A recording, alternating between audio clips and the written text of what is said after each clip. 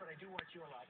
So I knew you were going to ask that question. Well, because and you know what I'm saying? I don't talk about that anymore. You know the problem with talking about that question? The questions you like. By the way, this guy is a total professional, I have to tell you. So, okay. Well, here's the story. That's what he does. He's on the rope, so he compliments Chris Matthews.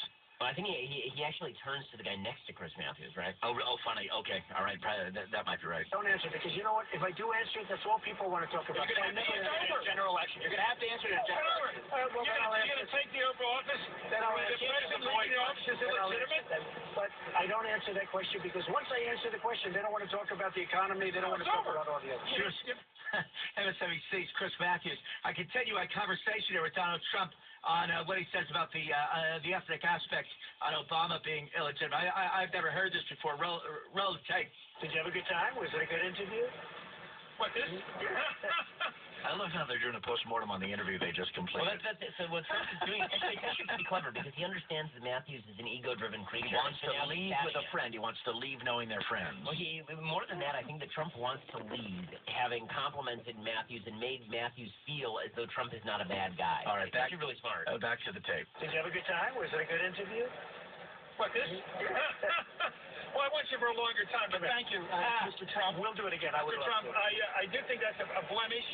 I think it's your original. No, I know how you feel. I think I'm an American. I think our president should be respected. I understand. I think there's a little ethnic aspect to it. I don't like it. Okay, well, he's African American, and we're saying he's not a real president. I don't like that. It's not a good thing about you. All right. Well, but you're a mixed bag. Just keep quiet. I'm allowed to say you're a mixed bag. I understand. Thank you. Thank you for coming over here. Thank you. Thank you. Take care of yourself. We'll have you for an hour. We'll go back to Penn. We'll do it. We'll go to Wharton. We'll do it. We'll pay for the whole thing. The cathedral, right? That's right. Think about it. In my opinion, as a left-of-center kind of commentator who does interviews, I like Chris Matthews.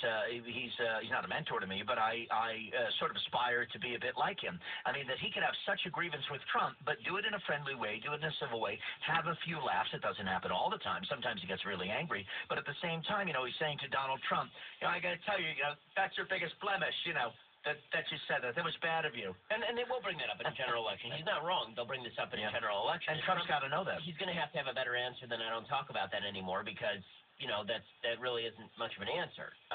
It's not an answer at all. By the way, he does have one good answer, which is Barack Obama didn't release his birth certificate until I told him to. Every other candidate in American history has released his birth certificate. Yeah, Why didn't Obama? Does he even want to go back there, really? No, he doesn't. But if he's forced to go back there, that's where he should go. The problem with Trump is that because his entire campaign persona is built around I will never apologize for anything, he's never said that he actually believes that the birth certificate is real. So instead of him just claiming triumph, which he should have done, he should have said, look, my goal here was to get Obama to release his birth certificate. I got him to do it. Nobody else could, which is true. Instead, he went to, I still don't believe that the birth certificate is real. That's going to be, kind of rough. It's 9 o'clock.